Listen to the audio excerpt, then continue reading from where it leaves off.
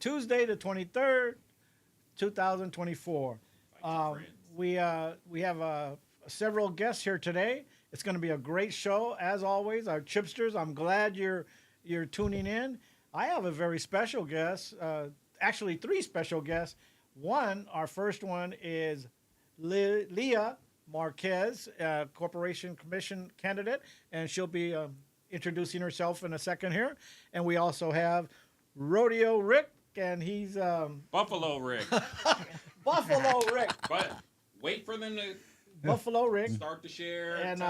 And he'll be talking here about Riders USA. Also, tonight, everybody, stay tuned to the elections because, of course, they have an election in New Hampshire. We're going to see what the results are. Everybody is on their pins and needles. And Trump's going to be here on Friday at a rally at the Church of the Nations.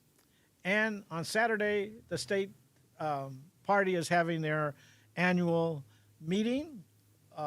So that's going to be very interesting. And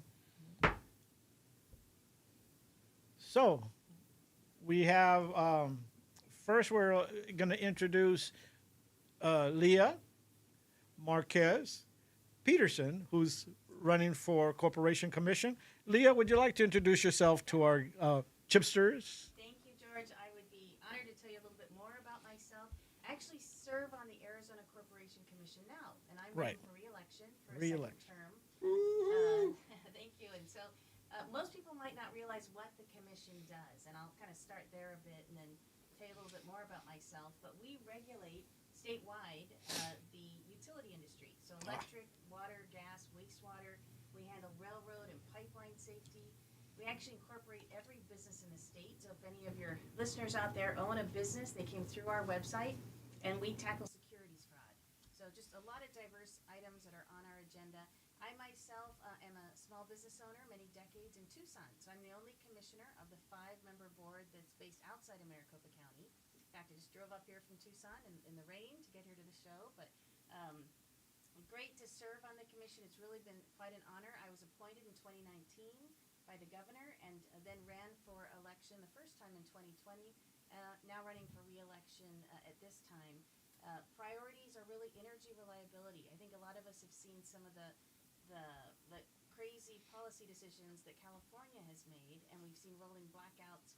Real concerned with kind of the life and death situation in the summer in Arizona if we don't have electricity. Also focused on affordability of utility rates for folks throughout the state of Arizona. So we regulate about 400 utilities. And I know there was an issue that came up about water, and maybe you could explain that a little bit.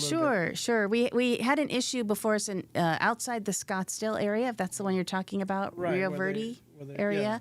Yeah. It was kind of some wildcat development that occurred over many decades. The city of Scottsdale had turned off access to water. That's kind of simplifying it, but over a period of time, the Board of Supervisors referred the issue to us at the Commission.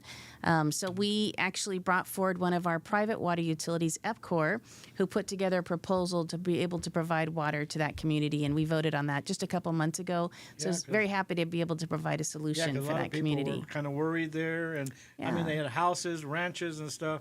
And when you see it in the news, you're just like, you feel sorry for them because it's like, and it really got national attention, which is a shame. I mean, it looked like Arizona didn't have the water, and that's not the case. It was that particular development that didn't really have a long-term plan in place. And I'm glad you explained that because I know a lot of people thought like I did. That's sad.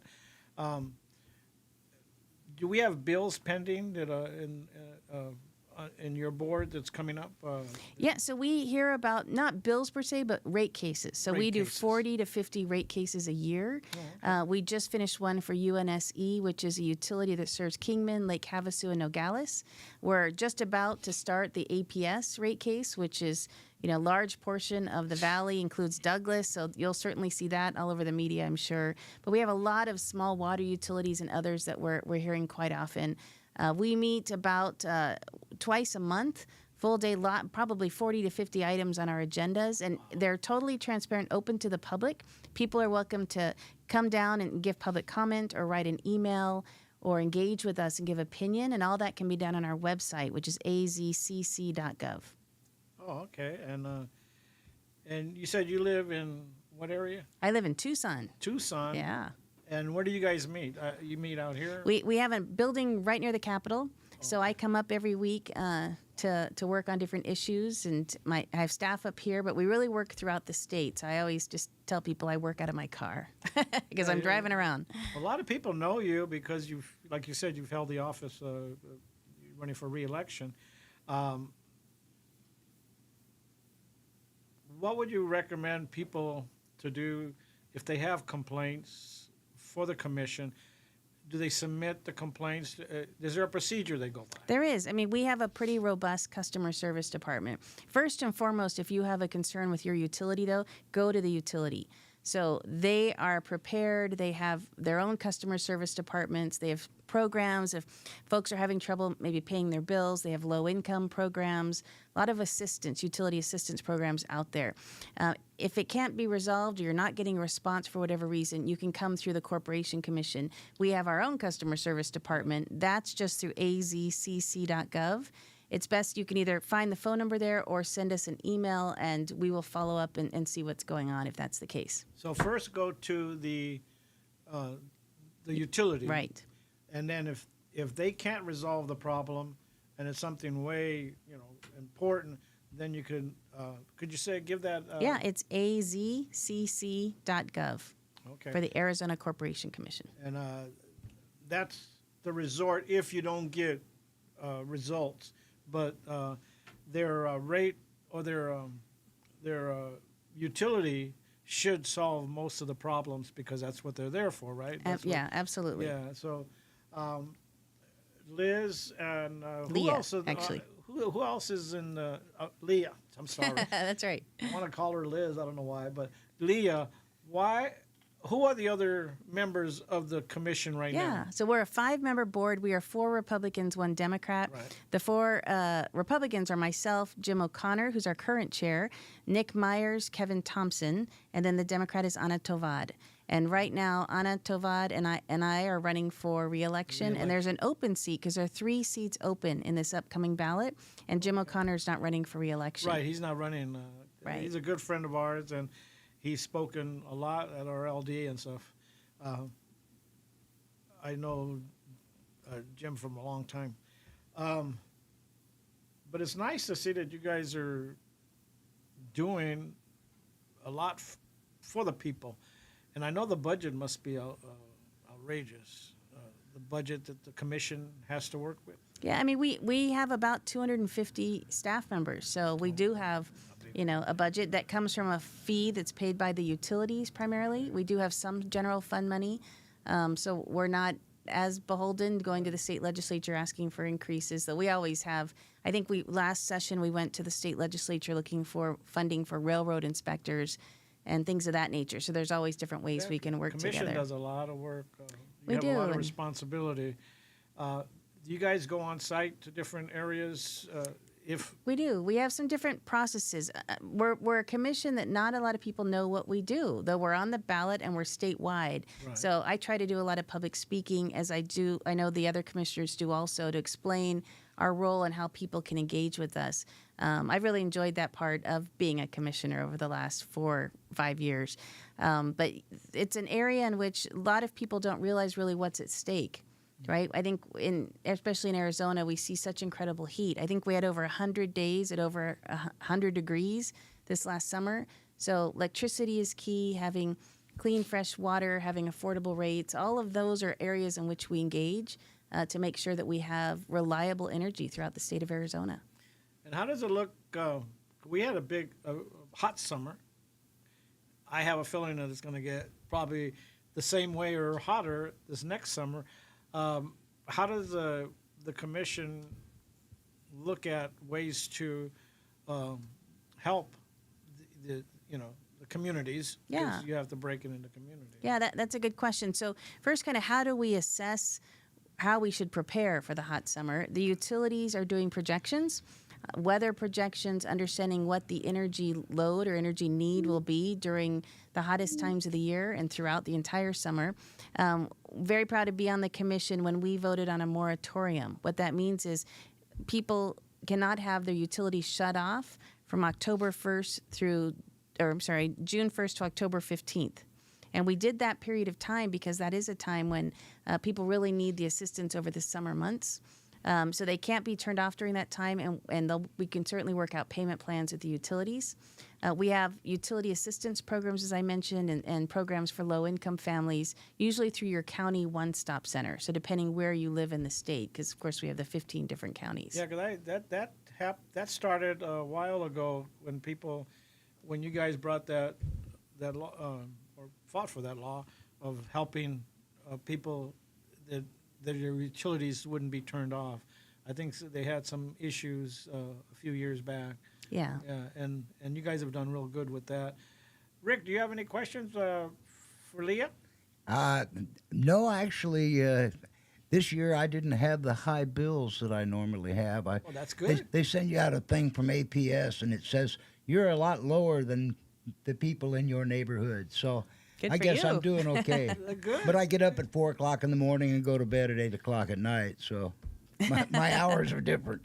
Do we face any challenges with rates or getting more power or getting enough power to our state? Or? Yeah, I mean, that's a good question because I'd say the commissioners currently on the commission have an all-of-the-above approach. So the type of energy, whether it's nuclear, which provides about 35% of the energy in our state, natural gas, renewable energy like solar or wind, whatever it may be, what's the best source of energy for the state of Arizona at the time of the purchase? So we support that kind of all-of-the-above approach.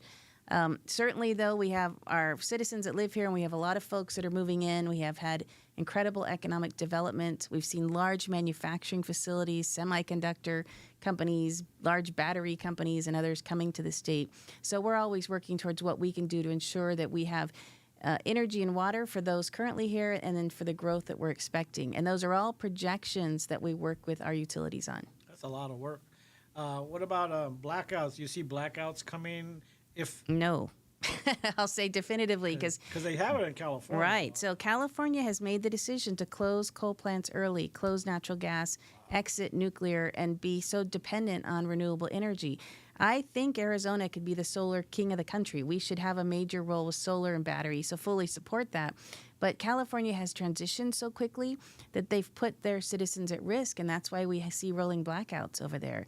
In Arizona, we're laser focused on not having that occur here. I didn't see none this year. No, and that's why this election coming up, that's what's at stake. We need to ensure energy reliability and not a political ideology, really, that is just pushing us towards clean energy overnight. We want to get there, but it has to make sense financially and from a reliability perspective. Do you see a lot of solar panels in the future? I mean, I don't understand why more people don't have solar panels, but I really don't know that much about the solar panel.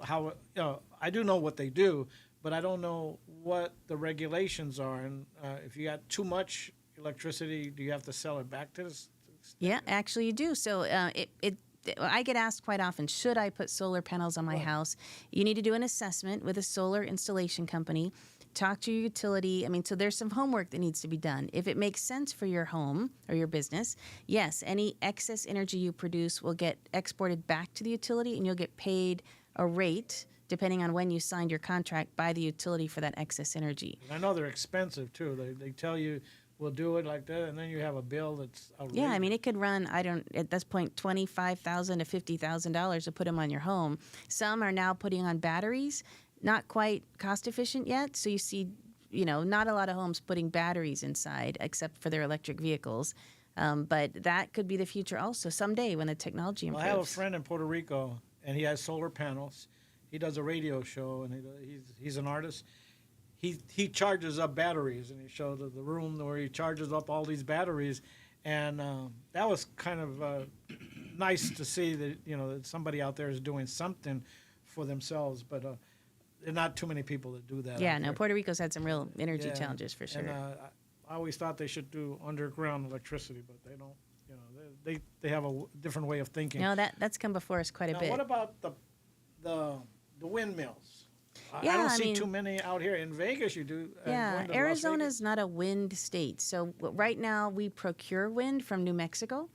Tucson Electric Power does quite a bit of that. We buy it from outside Arizona because we don't really have the wind necessary for the windmills. So you need the wind because Right. they started some over there in Surprise. I think it was Surprise or Peoria, and they closed it down. The big windmill that they farm, and it closed right away. And I was like, damn. And then another one was a solar panel one, and that one I think closed. And it's just it's I think solar panels are more. Yeah, we have such an abundance of sun that solar panels make a lot of sense, and the batteries. I just attended a ribbon cutting just last week that was put together by Strata Energy North Phoenix near Cave Creek area, and it's 1 gigawatt, which is a lot of power in batteries, and they can actually power 250,000 homes in a 4-hour period with just those batteries once it's built. So right now it's just land, and it's in preparation for So they a have to huge get battery special farm. licenses. And Yeah, it's taken them special several permit? years to do all that. Could you use a giga? Gigawatts. Gigawatt, that's right. A gigawatt. That's Eric, our producer out there. He uses a lot of electricity, so. Wow, it's good to know. I'm. Do you guys put out infomercials about why people should get solar panels, or you leave that up to the commercialization of it? Yeah, we really leave that to the customers. We don't regulate solar installers. So I tell people always do your homework. Go to the Register of Contractors, make sure it's a legitimate business before you hire them to put something on your roof. But yeah, I usually tell people you need to do that financial analysis. When's your payback period after you spend that amount of money on solar panels? Right. One thing I was going to ask, it just came back to me. Tesla and all the other electric cars, they're pushing for electric cars. That's the future, according to the government now. But to do that, you have to have a charger at your house. The chargers cost like $10,000. Once they get those chargers in there, they have to use electricity from the house. So, say for instance, a lot of people put chargers in their house. If it got to that point, wouldn't it affect the commission and regulations because they're taking from the allotted electricity that we have, right? Absolutely. So some of those projections also include electric vehicle determinations. When will we have so many EVs online? Where will that charging infrastructure be? How fast will it grow? All those equations are part of something the utilities put together called an Integrated Resource Plan, IRPs. That's their outlook 5, 10, 15 years out.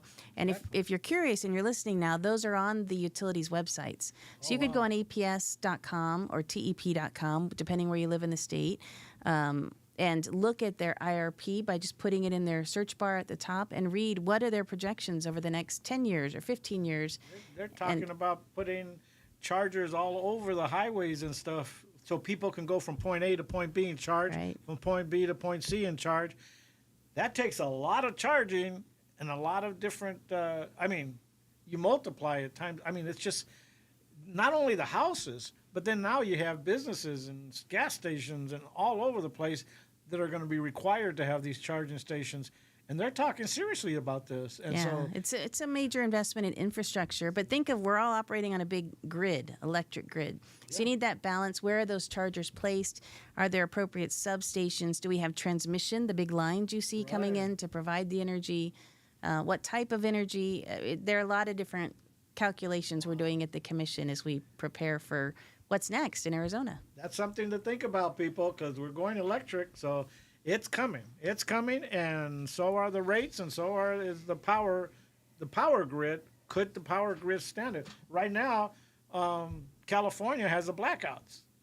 What's going to happen in California if this happens? And it has to happen everywhere.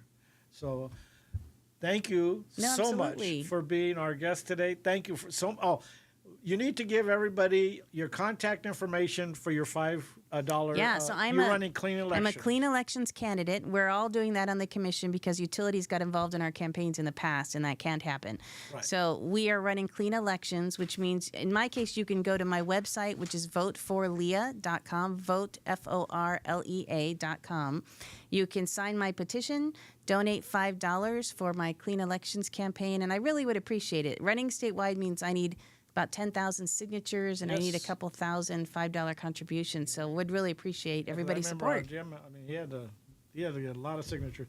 One more time, write this down if you're at home, if you're listening to our program, of how to donate to Leah's campaign, Leah Marquez Peterson's campaign for re-election of Corporation Commission. Do you want to give and it it's out one more at time? voteforlea.com. Vote, FORLEA.com. Thank you so much. And she would be so good to bring her back. She's got the experience. She's one of the good ones. So thank, Thank you you. for coming on our show. And Thank you, George. Appreciate it. we got educated today, people. We got educated. Leah educated us, educated me on the solar panels and about the future, what to look for the future. And I think you were saying that our summer looks good, right? For right now. We're preparing So for months for the it's going summer to be hot, upcoming. but it's going to be. They're taking care of us, people. So let's contribute to Leah and her campaign, and let's keep an eye on the other people running. There's another lady running. You said what's her Yeah, name? there's several other Republican Okay. candidates. So they're running. So just keep an eye on who the candidates are. We know who Leah is, and we know the work that she's doing, the work she has done. So, again, thank you for coming on. Thank you for having the me. Chips and Salsa show. Chipsters, I think we learned a lot. So, we're gonna go to Buffalo Rick, and Rick, you're gonna be talking about Riders USA. It's coming up on February the 17th. Well, And, Riders USA is an organization that's year-round. Right. Coming up on the 17th is our 11th annual Second Amendment rally at the state capitol. We got involved in that 11 years ago as an interim. Our main focus with Riders USA has always been illegal immigration and trying to educate people on the sovereignty of America. And people don't understand it. And that's obvious that half the people don't understand it, or our border wouldn't be wide open. But yeah, because this is your 11th. this is our 11th annual, and we're going to have, I believe, about 40 vendors out there with booths.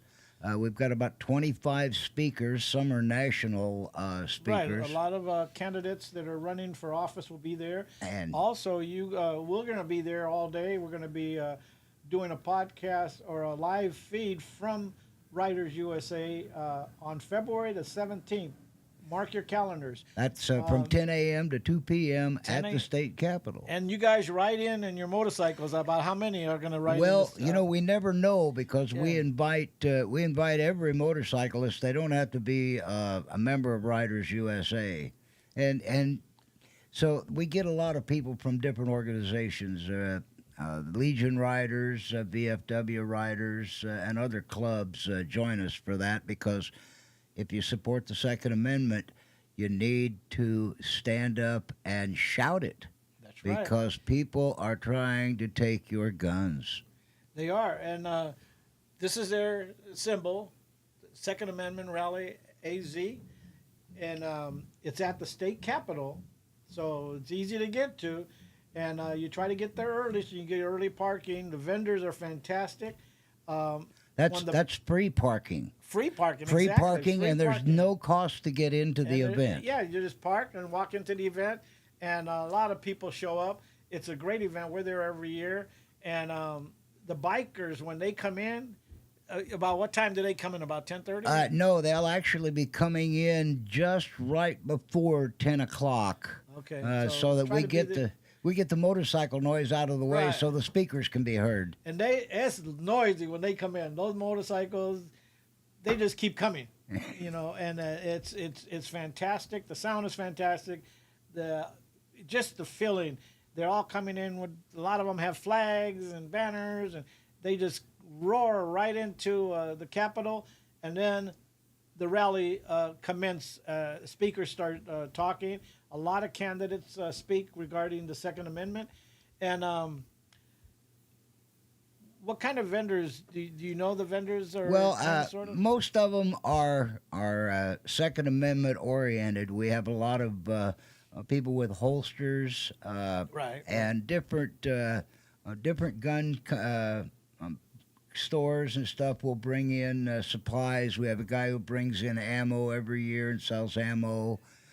We have everything, something for everybody, because we have a kids play area. Exactly. So we want the whole family to come out and teach your kids about the Second Amendment. Bring your lawn chairs, bring blankets, spread out on the lawn, and enjoy the day, because we're going to be and we're giving away. We have a raffle for 3 beautiful guns that we're giving away this year. That raffle is fantastic. Just come out just to get a raffle ticket. I mean, but the speakers are fantastic. They're fantastic. We interview a lot of them during the day on our booth. How about food trucks? You have food trucks to show. We're gonna have food trucks. I'm not sure how many we'll have, but we've had the food trucks in the past, and we always give them first shot at coming back. That's good. That's good. And the Riders USA. How long have you guys been together as a club? We started about 2001, and we started as American Freedom Riders. But that name was used a long time ago, and one of the guys who ended up being the president started dropping people from the email list and phone list because they didn't ride a motorcycle. Well, you don't have to ride a motorcycle to be part of Riders USA. I can no longer ride a motorcycle because of my crippling Agent Orange tumor from Vietnam, so I drive a rat rod. And we have people, we don't care what you ride as long as you bleed red, white, and blue. That's pretty much our motto. And if you'd like to join us, we have the Second Amendment rally every year in February. We have what's called Flags for the Fallen. I've been to that too. And that's on Memorial Day, the weekend of Memorial Day. And we're always looking for new members who want to put some effort into helping us. We put up 500 flags out at the corner of Cave Creek and Pinnacle Peak. These aren't just regular flags, people. No, these are big flags. They line up the whole. What is it? What's the name of that street? Pinnacle Peak and Cave Creek Road. Yeah, Pinnacle Peak. And we put in 10-foot poles with 3x5 flags, and we cover about a quarter of a mile, flags every 25 or 30 feet in all directions. And there's people that donate. They donate something so their name could Exactly. be on the They flag. came. You can sponsor one of the flags, and we hang a ribbon below the flag on the pole. Exactly. With Now I a remember. deceased veteran's name, and you can come out on Monday, pull the ribbon off, and take it home with you. Oh, wow. And put it with a flag or a picture. And I think my dad's flag and picture have about 6 or 8 ribbons hanging on it now. From the previous years? From the previous years, yeah. That's good. I remember because I went to one of them, and the flags, they line up all of Cave Creek all the way forever. 500 flags. It sounds like not that many, but these flags are tall, and they're lining up all along Cave Creek. And then in the cemetery, they put flags at all the veterans. Yeah, the Boy Scouts have that part of it covered. We went out one year as hog riders from one of the hog dealerships, the Harley dealerships, and we actually broke a record by helping the Boy Scouts put their flags in. I think in 2 hours we had the entire cemetery covered with the flags. We have a gentleman. He cleans the his Pollock, and it's can't remember the name right now, but he has an organization that goes out and they restore the plaques, and he does that there. He does it a lot of the cemeteries, but yeah, what you guys do is fantastic over there, and I'm looking forward to that too. And that's on Memorial Day, right? Yes, that's Memorial Day, and the only thing between this event and Memorial Day, we don't have a whole lot going on. But following Memorial Day, we immediately start our planning our luau at the veteran home. We go down there. We used okay. to do the Christmas party, I'm gonna have to go to that luau. but I it love got too luau's. crowded at Christmas, and everybody that got involved wanted to be in charge. So we said, okay, you take it, you be in charge, and we'll come down here in the middle of the summer when people have forgotten about these guys.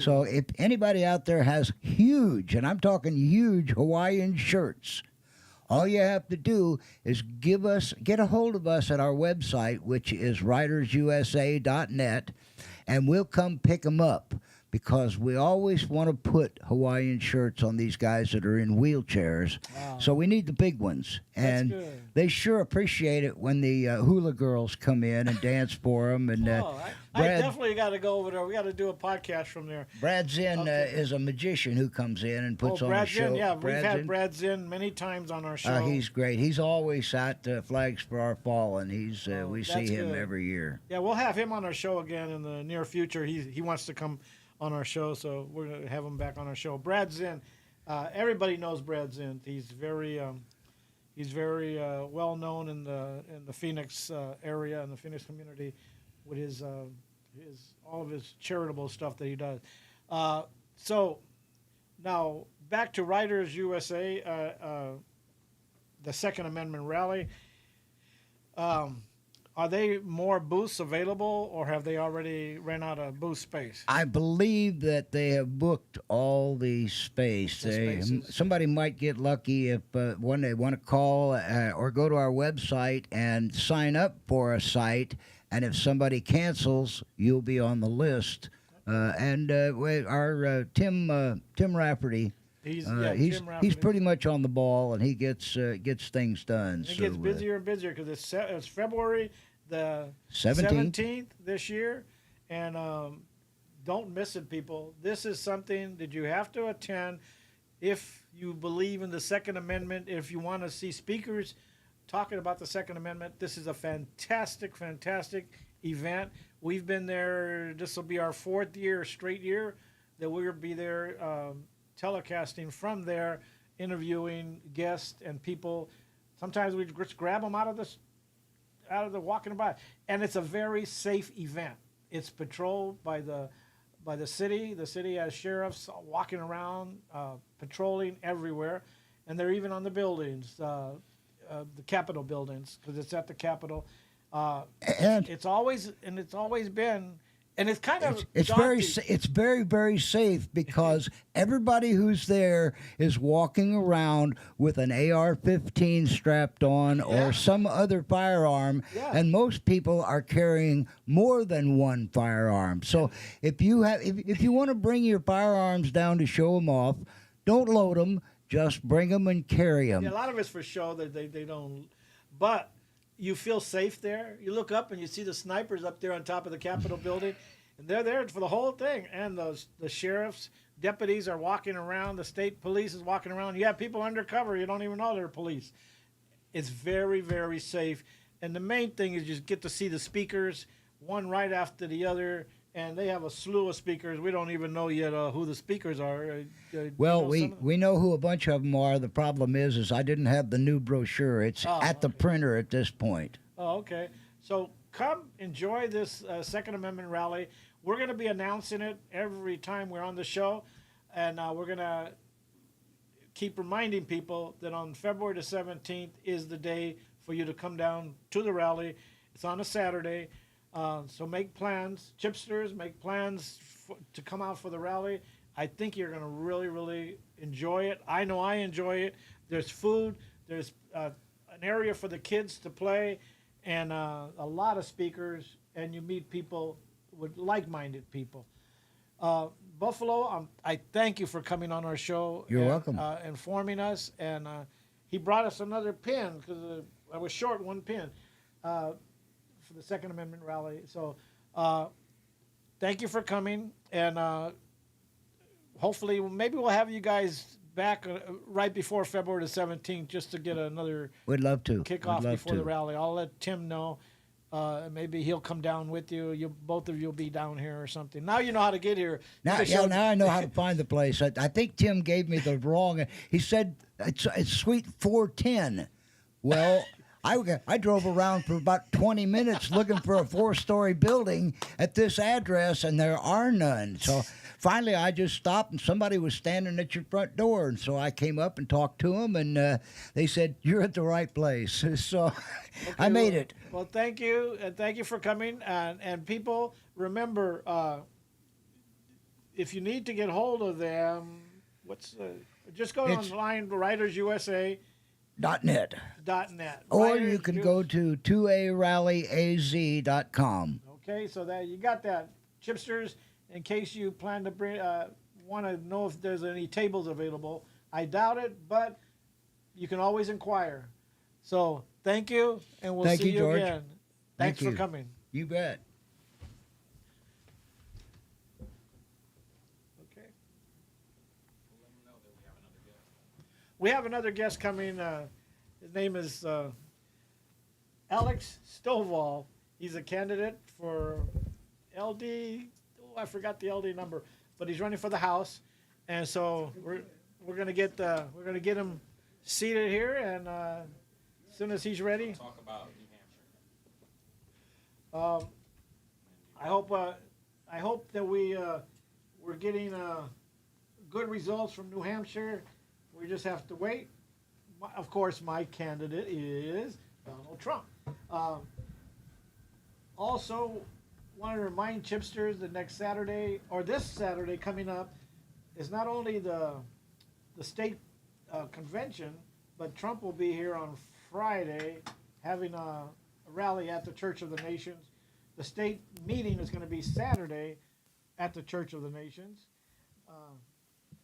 But Saturday afternoon, we're going to be doing a interview with my friend Jesse Keller, who's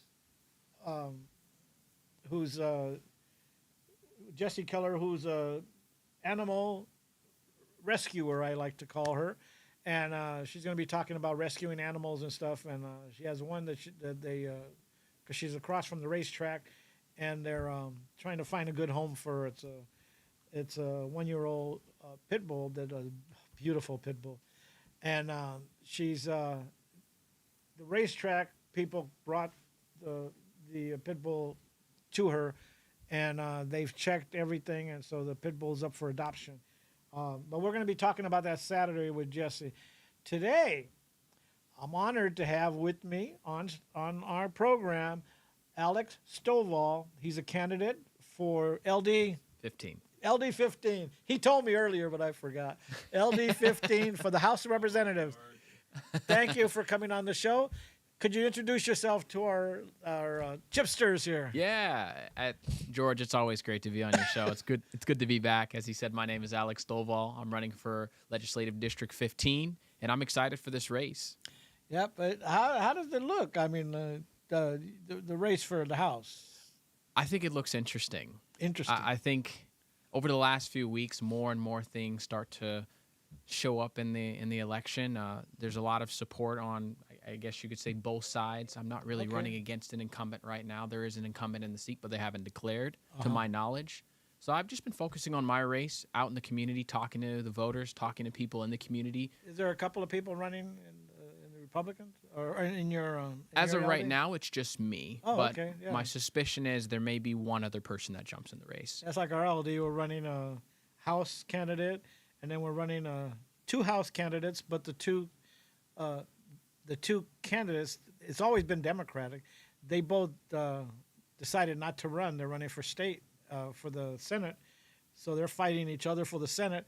And we have a two running for our LD to fill up those spots, and then we have one running for the Senate. So it's going to be interesting, and your race is going to be interesting. Does your LD have somebody running for the Senate also? I believe it's Jake Hoffman. I think he's Hoffman? the current incumbent. Okay, so it's a Republican-held Yes, office? it is. Oh, okay. Yes, it is. So tell us about yourself. What have you been doing you're a P? I guess you're a PC, so you're very active in LD 15. Not so much in LD15. It's been challenging to try and get everybody rallied together and focused on one vision, one mission. So for me, I've just spent a lot of time with the organization, small business owners, Chamber of Commerce, and knocking doors in the community. That's where I've spent most of my time. Did you go to that rally for the county rally? I didn't go to that. I missed that. Okay. Are you going to go to the one Saturday for the state? More than likely, I'll be there. Yes. He'll be there. So we have a lot of people that listen. They're going to the state because they're state committeemen. Yeah. Well, I'm a veteran. I think that's one of the biggest things. Talk about your service to our great country. Well, I was in for 11 years. I think my service is coming to an end just because of my political aspirations. You're still in there. Yes, I am. I'm still serving. You're a. I'm See, in my the son reserves doesn't like to currently. talk. He doesn't like to come on the radio because he's a he's a drill sergeant. Yeah. And so he's like, oh no, Dad, Built different. can't talk about that, Dad. So I had him on the show once, and he talked about we changed the subject, and we talked about why young men and women should go into the service if they don't have any other option when they graduate. Yeah. And so he gave that opinion part, what you look for, what you could look for in the service. And so I was able to get him to talk about that. But Yeah. he doesn't talk about anything else. I think the biggest thing is just to remember when you join the service, you're serving for something greater than yourself, and it gives you not only just a sense of purpose, but understanding what duty actually means to the nation. Oh, wow. And I think for me, it's really molded and shaped my perspective on just how important it is that we have leaders that are in the community, not only in the community, but have that experience and perspective of what it truly means to serve. So you're in the reserves. Yes. Okay. I spent some time on the active component as well, but the reserves now, And how long were you in the active? 2 years. 2 years? And so then you became in the reserves. And that's in the Army? Or? Yes, in the Army. Army, okay. The only branch. You need to meet my son. My son's he's a senior drill sergeant in Fort Jackson.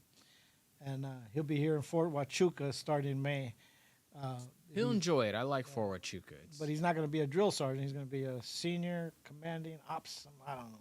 He's hanging up his hats. Yeah. And so he's moving to a different segment in the Army.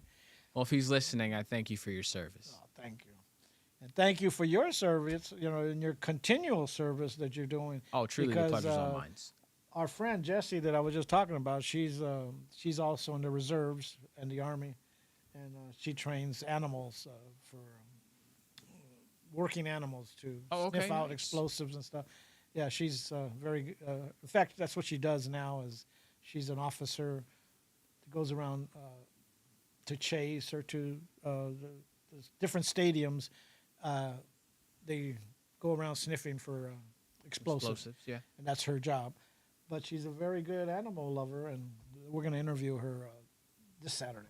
So, what are your aspirations becoming because when you become a candidate and you win, because that's what your whole object is to win, what are you going to do for the community? What do you want to do for the community? What do you see that the community needs? So maybe you could elaborate on that a little.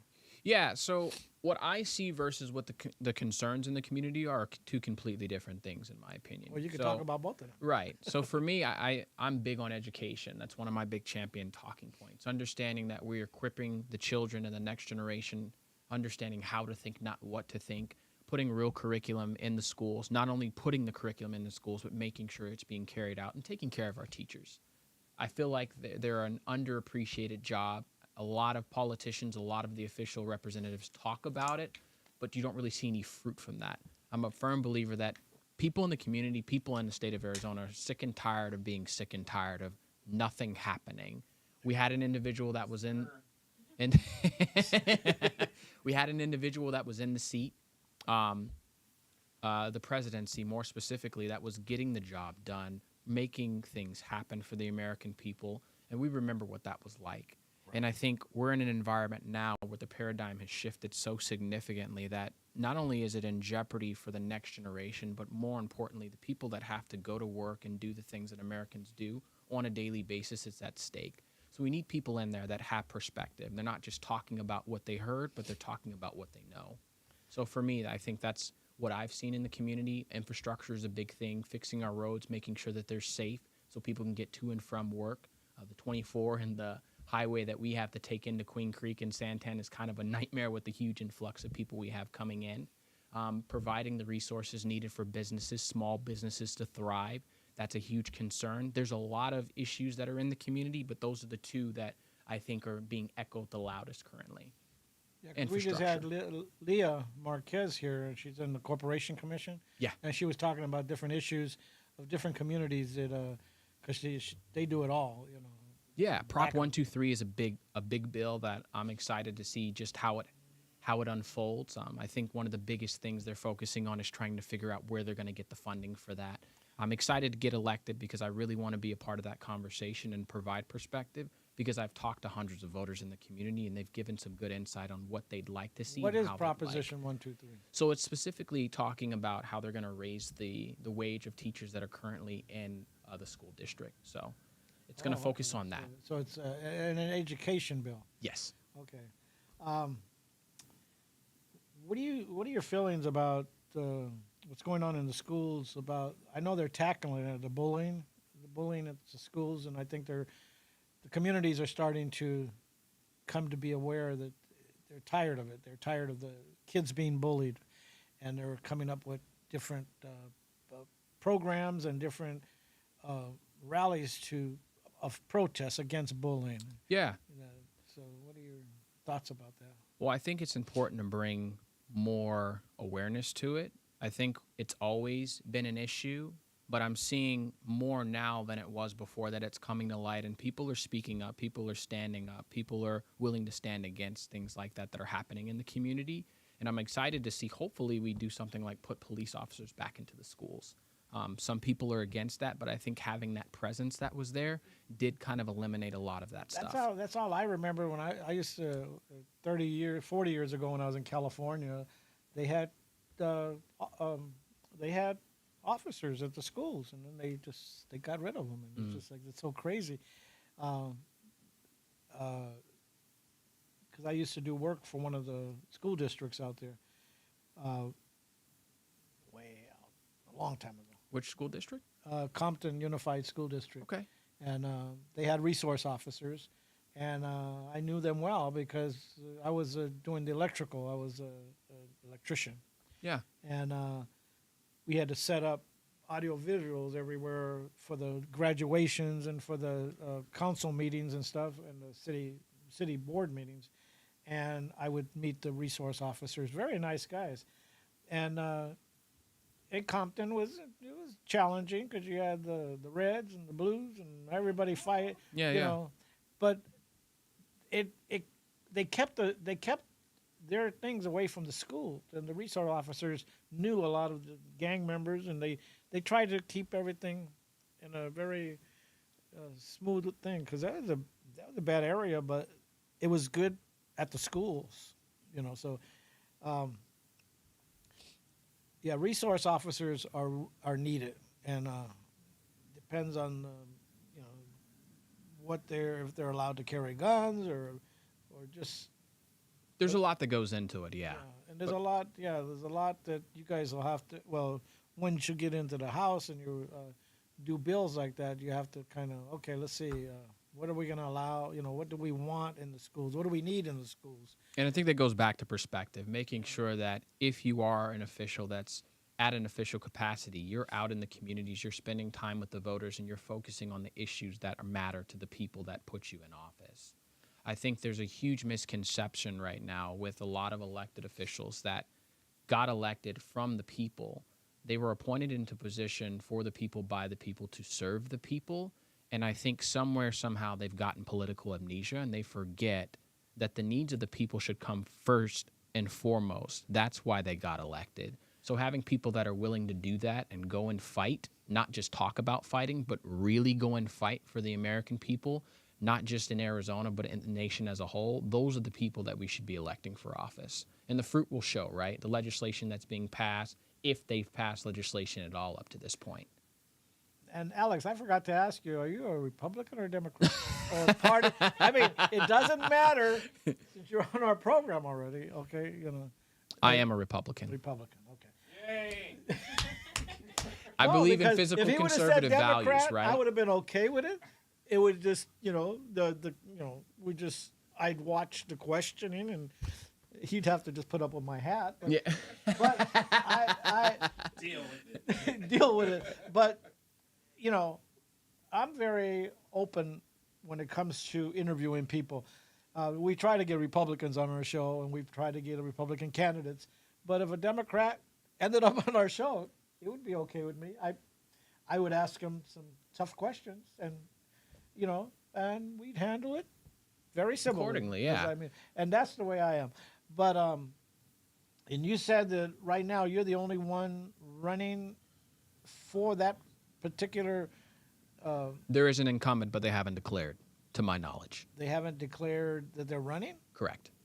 And Running for re-election. and he's in the other party or She's a Republican. Oh, okay, but she just hasn't declared. So Correct. right now you're running solo. It's always solo for me. I don't really focus on my opponents and go. what they're doing. Yeah. I'm focused on what's important to the people in the community and what I think needs to Do be you done. try to walk around your community, talking to people, knocking on doors, introducing yourself? Yeah. That's what I would do if I was running for yeah. the House or Senate. I would want as many people to get to know me, and regardless, I can go to Democrats' house, I can go to Independents, but they have to understand that I am a Republican running for the House or running for the Senate, and I'd be honest about that. But I listen to their questions because people have questions and concerns. They might not like your answer, but they have questions. I've met some Democrats that are socially democratic but morally conservative. They're in our community. I know Democrats that have voted for Republicans just from knocking doors. Right. And like I said, it goes back to having perspective, right? Not talking about what I heard, but talking about what I know. Exactly. Foot leather is important. And Yeah, if you're 'cause- going to get elected, I encourage people that are in the official capacity to still go out in your community and knock doors. People are surprised to see that they have candidates or elected officials that take time, because it is a sacrifice, right? Time is the most precious commodity. Time and health is what matters most to Americans. That's really what it comes down to, right? That's good. I like your philosophy. Yeah. Do you attend your LD meetings? As many as you can? As many as I can Yeah, when 'cause they're it's being hard. promoted. Yeah. Because it's hard because there's times I miss LD meetings. I was a chairman for 4 years of our LD. And since I got out, I've been more busier with my work because I do security work for the Cardinals and stuff. But it's hard to attend the meetings, but if you're involved in your community, you can help out, Right. at meet and greets or even going around knocking on doors. Yeah. And they have this flyer that they pass out, the goldenrod ticket, I think they call it. And I guess your Interesting. name's going to be on there. Yeah. So you'd be wanting to pass those out. And Yeah. all it is a cheat sheet. If anybody doesn't know what a goldenrod is, it's a cheat sheet that you take into the voting booth with you, and it has all the candidates running in your district or in your precinct or your area where you're voting. And you're allowed to take them in, but you can't leave it on the voting booth. Make sure that when you take it in, you got to take it back out. And you don't leave it in the voting booth. We find a lot in the voting booth because I'm a troubleshooter, so I have to make sure that when I go into the precinct that I'm doing elections for, I have to make sure that the polling people are on top of it because as soon as somebody votes, if they have a cheat sheet like that or even a flyer, you're entitled to a flyer or a cheat sheet. You just can't leave it in the polling booth. And so when I go in there and I see one or two sitting in the polling booth, I'll tell the inspector, "Hey, tell your people to take those out." And they're doing so much that sometimes it gets overlooked. But they try to catch it because they're supposed to clean the voting booth after each voter because of the COVID. And so when somebody votes and they walk over with their ballot, the clerk is supposed to have somebody assign to go clean it, the voting booth. And if they find one of those sheets, they just take it and throw them away. But the goldenrod is very, very important in districts and communities because it reminds the people who they want to vote for, because a lot of times you forget. And if you're just a common voter, anybody could be a common voter, but if you don't follow the candidates, you may forget who the candidate is that you had in mind. And the goldenrod just reminds you, these are the ones that I want to pick. Right. And I also think, kind of going back to what you were asking me about with aspirations, when you look at candidates and you look at people that are currently in the seat, put them side to side, right, pound for pound, and ask yourself, this person has the resources they need to actually serve at the capacity that they're supposed to. This person is working to do the job of that person. Who's doing more in that role or in that capacity? Is it the person that has the resources, or is it the person who could do more? Correct. So I think that's the question voters should be asking themselves when they go in. And I think everybody deserves the right and the opportunity to have a choice. It's great to keep electing the same person, but if that person isn't bearing any fruit and they're not passing policy that's going to help benefit the children in the community, the next generation, and quite frankly, yourself, why are we voting them in office? We just want to see the fruit. And that's what independence, it reminds me like independence. They're independents for a reason. Correct. They don't want to say I'm a Republican or a Democrat. I'm an independent. I'm going to vote for the best person I see for that office. A lot of times it's a Republican. But sometimes you might have two Republicans and a Democrat, and you might like the Democrat over the two Republicans because that Democrat offers more, like what you're saying. And do they represent the district is really what it comes down to. District? Are you going to see their face after they get elected? Are their issues your issues, right? Because they can be a great, staunch Republican, right? They can have passionate values and things that they hold near and dear.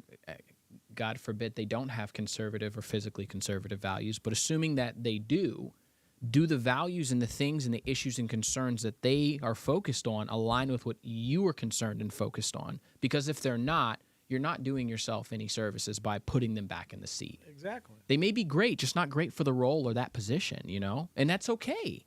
Finding out where they fit. Some of these guys never see their constituents again after they get elected. It's terrifying to hear that. I mean, I've talked to small business owners and people in the Chamber of Commerce, and to hear that they have not actually interacted or actually met or seen the person that's in the position, that's concerning.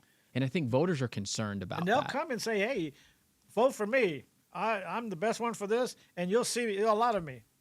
That doesn't happen. Yeah, you like never magicians, see them again. poof, disappear. That's right. And, Where'd they go?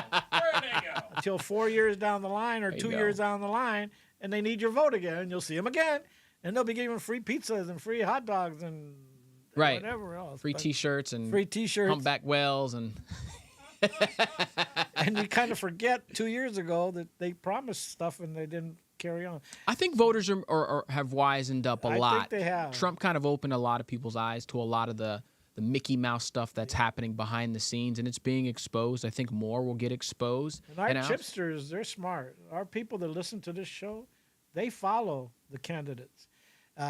And that's why we go out as LD. I'm a PC committeeman.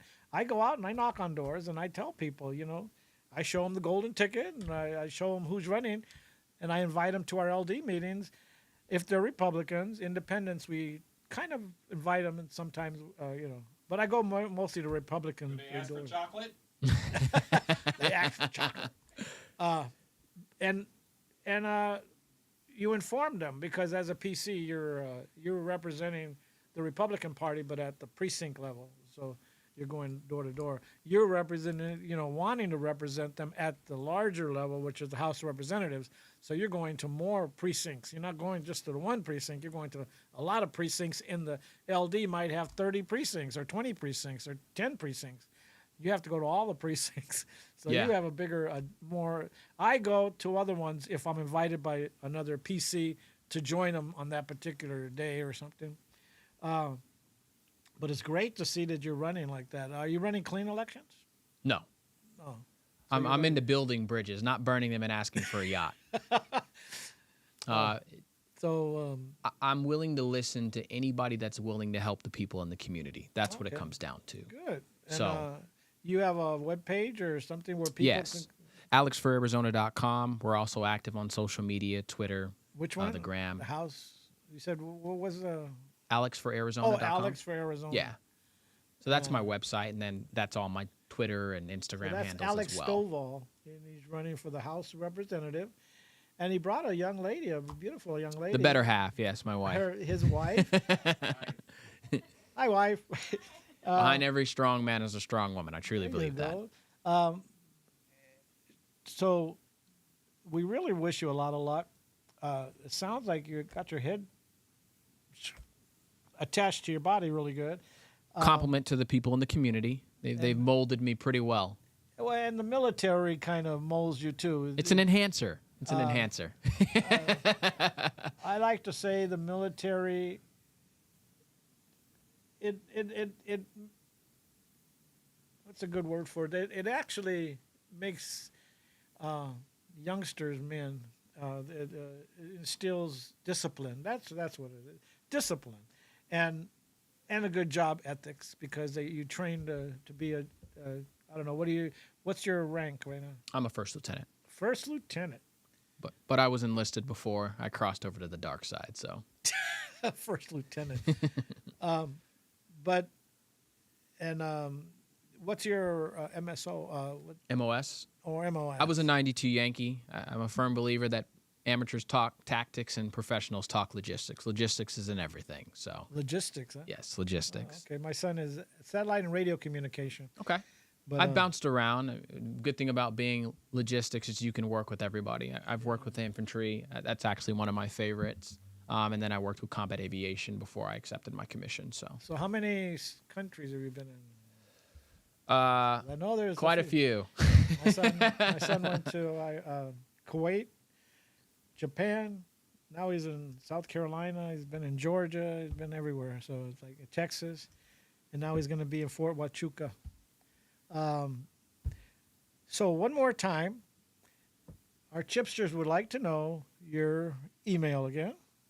alexforarizona.com is my website, and that's also my email. And my Instagram, Facebook, and Twitter are Alex for Arizona as well. FOR. Alex for Arizona. And Alex, I really wish you a lot of luck, and thanks for coming on this show. Yeah, thank you for having me. Truly, I think you're a fresh new face for LD 15. They need that. They need good representation in all the areas, but LD 15 needs it. And I think you would be good in the House of Representatives. We need new blood, people. And he adds new blood for the House of Representatives. And then after that, he could think about the Senate. But let's make him work for the House of Representatives first. Right. If you guys want to donate to the campaign or get involved, please do reach out. We look forward to working with everybody and making our community better and building the Republican Party to ensure conservative values live. Thank you for coming on our show. Thank you. And gracing us with your presence and your beautiful wife. God What's her bless name? you guys and God bless America. My What's wife's her- name is Jade. Shay? Jade. Jay. Thank you, Jay, for coming on our show. Chipsters, we'll be back next week. Don't forget Saturday, watch our podcast with Jesse Keller. And we'll be back next Tuesday on your Chips and Salsa show. Same time, same place. Watch your kids around water. Watch your pets and cars. Don't leave them alone. So, again, God bless you and have a blessed weekend. Thank you.